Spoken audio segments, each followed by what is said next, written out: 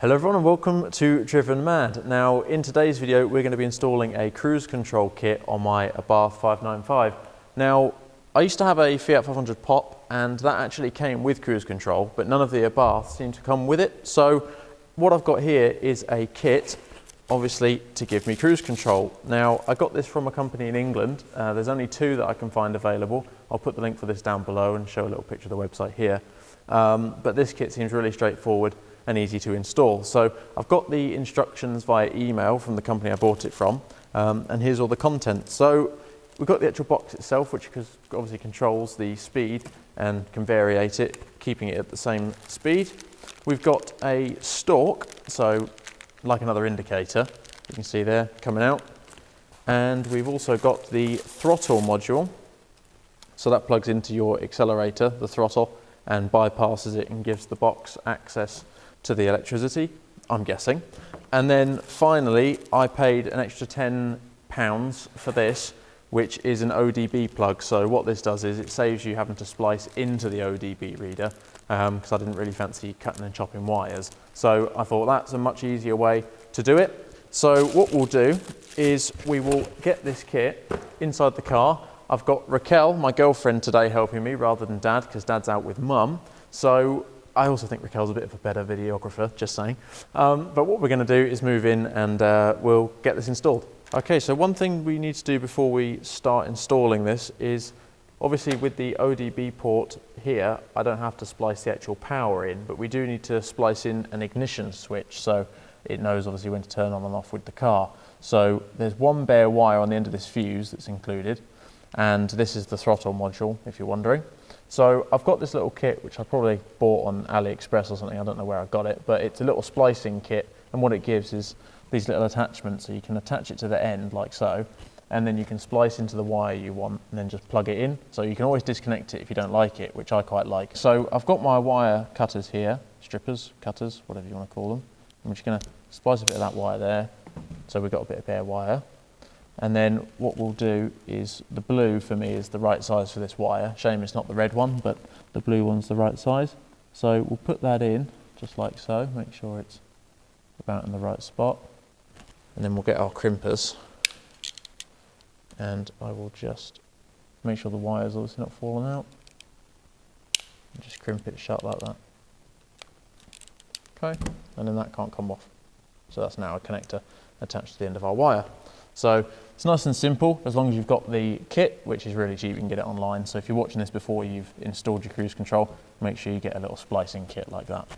Let's get it in. Okay, so now we're inside the car. We've got a plan where we're going to actually put the stalk on the car. Now you can see I've got the steering wheel adjustment, which goes down and up. So I can't have it anywhere here, so that's not going to work. So the only place I can have it is sort of here. Now you can see the trim piece breaks off here, so when we take this trim off, it's going to stop there, so we can't go too high up. So around here, just behind the other stalk, about there is where the cruise control is going to be. So it looks in keeping with the other ones, and it's also well out of the way. So what we'll do is we'll take this off and we'll just check that there's room behind there to get the wires through. Okay, so to take this piece of trim off, it's really simple. There's two screws, one here and one here, you can see there. So we take those off with just a regular medium-sized Phillips screwdriver. Okay, so this piece of trim I've had off once before, and it's not very nice. It's almost brute force, and it feels like you're going to break it, but you shouldn't. It's just a nice pull down, and it separates along the top here, which you can see, but it doesn't feel good, that's all I'm going to say. You can hear it snapping and breaking. There we go, that's it off. There we are, there's a bit of trim. Okay, so here's the piece of trim. Now you can see this is the keyhole here. You're looking at it as if you were driving the car. And here's where the stalk's going to go. So you can see this flat piece here is what we're going to work with. Now I'm going to bring it relatively close. That's the original indicator. So I'm going to put it roughly sort of 2/3 of the way from the other end. So it's quite close, about here. Now it says drill a 10mm hole. So I'm going to start off with a small drill bit and work my way up to the 10mm so I don't crack the plastic. So I'm going to start with this small drill bit, and it's, I think, a wood drill bit, but it's got a little point on it which will make it easier to stay still on the plastic. Right, so I've got the drill bit in, so we'll just go nice and slow. There's our first little pilot hole, right there. Now I'm going to work my way up. it's got a bit of a sharp edge, so I've got a size 12 here. I'm just going to go around once just to clean up any of that plastic on the inside and out. Right, so you can see here, it's quite a clever piece of kit. So it's got a little screw on the end, which we're going to have to take off, like so. And then it's got 2 bits of plastic. So we're going to take them off, all the way down this little puzzle. Need to take the end off there so we can take it off our connectors, like that. There we go. And now what we're going to do is just feed the connectors through the hole, like so.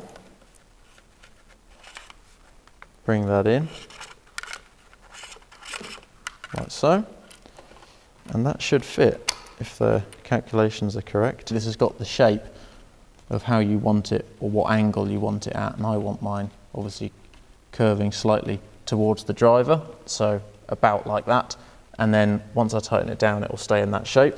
So next we want one of these washers, you see here, and we'll put that over the wire and then bring it all the way down. It's like a little game, this. So that goes down like that and comes onto the end, like so. Then we want our piece of plastic trim. The smooth face of it, you see it's got a hollow bit and a smooth face. You want to put the smooth face in, like that. Don't think it really matters, but that's the way I'm going to do it. So we'll bring that in, and you can see that sort of pushes it off to be a flat screwing surface as well, like that. And then we need to finally get the last washer before the nut. Put that on, quite fiddly, like so. And then we've got to get our nut on. Okay, now all we need is a size 14mm spanner, and we're just going to gently tighten this up. A bit awkward, but there we go. That's nice and tight. I don't feel any need to go further than that. You can see that that's on there. And the good thing is this is adjustable as well once it's in the car. So if I want it facing a different angle, I can. So that's that. Fully installed onto the piece of trim. Fairly straightforward.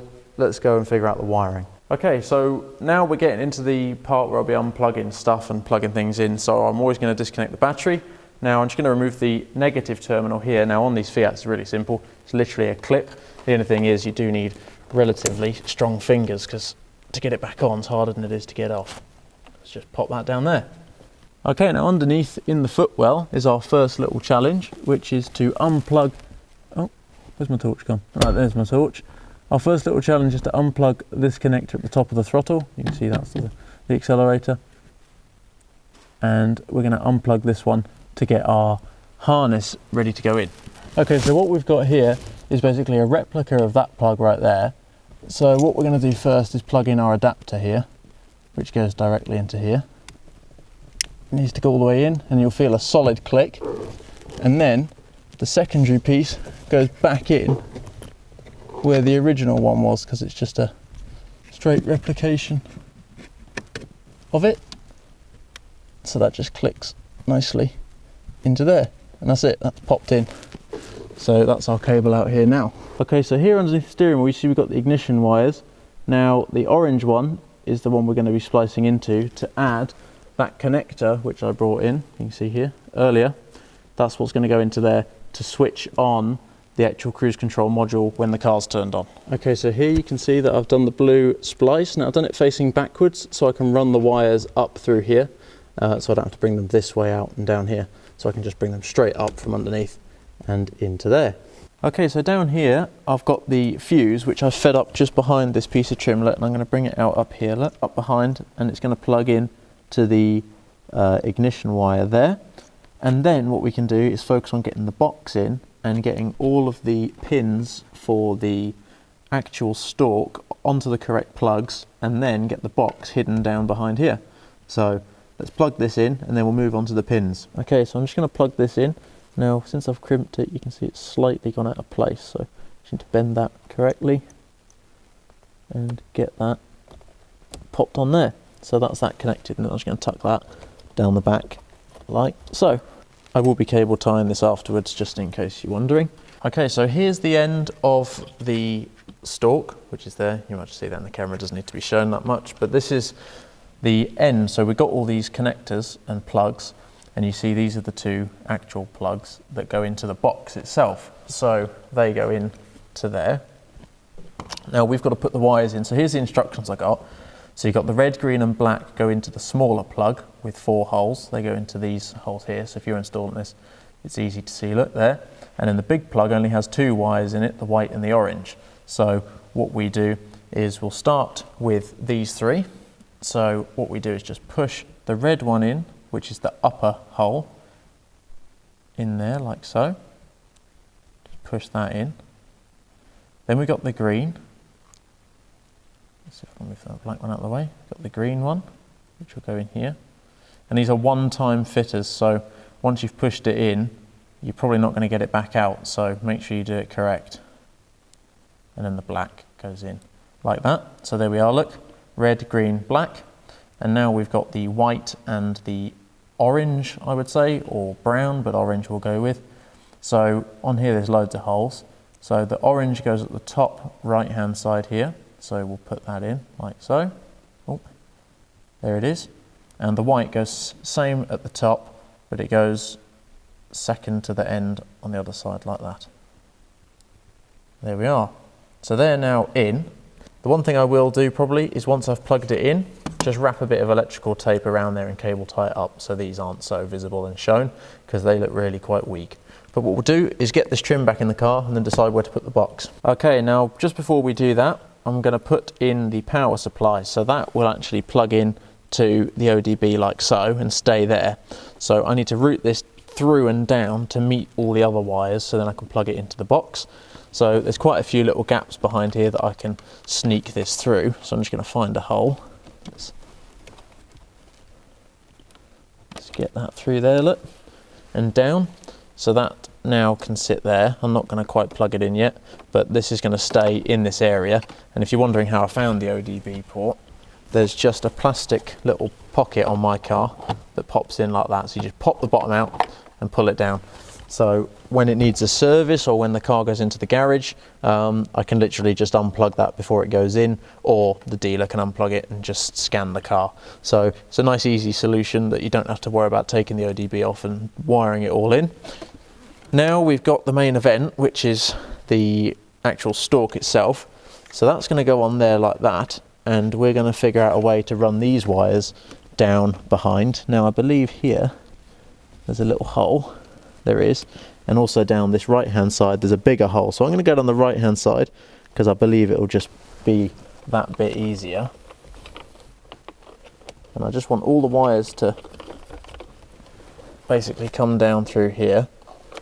And that can be a bit of a patience game, obviously being very delicate because the wires aren't protected at this moment. That's it, look, you can see they've gone down there. And now what I'm going to do is just temporarily, I'm not going to screw it back in, but I'm going to put this piece of trim back up just so I can get a rough visualization of what's going to happen. So let's pull the handle down, make sure those wires are pulled nicely through, and this just goes back through here. I'm not going to clip it up so I can see obviously what's going on, but it's going to go something like that. And that's actually looking pretty good. So we've got the stalk wiring, the power wiring, and the pedal wiring all here. So now we can bring the box down, cable tie it all together and hide it up here, and I'm going to probably cable tie it to one of the mounts up here. There's a bracket. So let's go get the box and plug it all in. Okay, so now it's just time to connect all of the pieces. So we've got the little one here, the power, which goes in the end. It's a nice little click in there. There we go. Then we've got the pedal, which is here. That clicks in. There's only one way they can go. Then we've got the bigger connector that we put and the smaller connector that we put. Just like that, nice and simple. And there's all our wiring. So I'm probably going to just tape this up so it's all together nice and tight, and then it's also protected. And then we'll cable tie it up inside the car. Okay, so the box I just taped and then just have cable tied to the other cables up there, and there's a metal bracket which the box is cable tied to, and then all the cables I've cable tied together and then cable tied to the original cabling down here. So it's exactly as factory. You wouldn't really know, there's just more cables attached to the original cables. And now all we've got to do is attach this trim back on. So if we come up here, I've just popped this trim back into place, and all we've got to do is the 2 screws here and then connect the battery and go for a test run. Okay, so here's the little pin, well, pin, C-clip type thing, that literally just pushes through here, and all that does is just lock it into place. There we go, pops in like that. So that's it, cruise control installed. We're going to have to just connect the battery, and then you will join me for a test drive. So now's the bit where I get nervous and see if it all worked.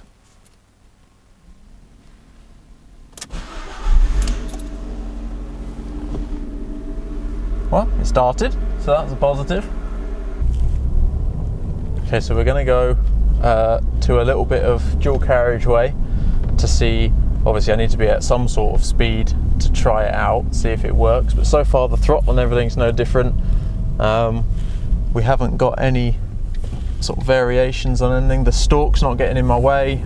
I've pressed the on button just to see if the light comes on, and it does, so that's quite good. Now in a minute we'll see how it actually works. Okay, so I've just pressed the cruise onto on, and it's got a resume button and a set button. So down is set. I'm just going to try and get into 5th gear. Okay, that's 5th. So if I press set,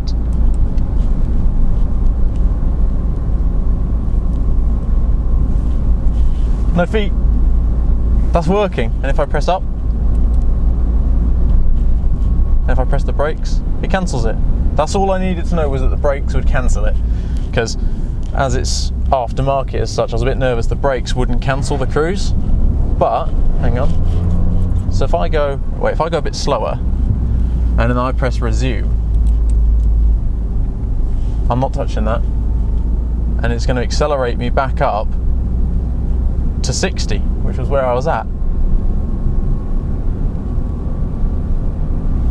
It's very, very clever, that. And are you going to cross? You going to cross? You going to cross? Go.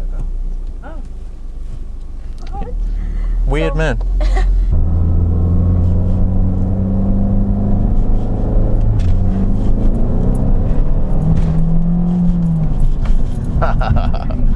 Okay, so I'm standing here by the car, parked it up, did a little bit more testing off camera, and it's really, really good. It works brilliantly. Install was really easy as well. So if you buy this kit, obviously I can fit it, and I'm no professional, and it only took me an hour and a half, 2 hours, not too bad. This will be really good for me because I drive every weekend sort of like 3 hours to go and see my girlfriend, so this will be really, really helpful on the motorway. And yeah, it just works really well. You would think it was OEM, doesn't seem any different to, I've had a Mercedes before this, and that had obviously factory cruise control. This doesn't seem any different at all, so really, really happy with this. So Precision Cruise Control, congratulations and well done on making a kit for this. They're literally the only people I know of who make it. So the link down below will be to this cruise control set. Thank you guys for watching. Please like, comment and subscribe, and stay tuned for the next Abarth videos. Bruh, this is so small. I can't get out.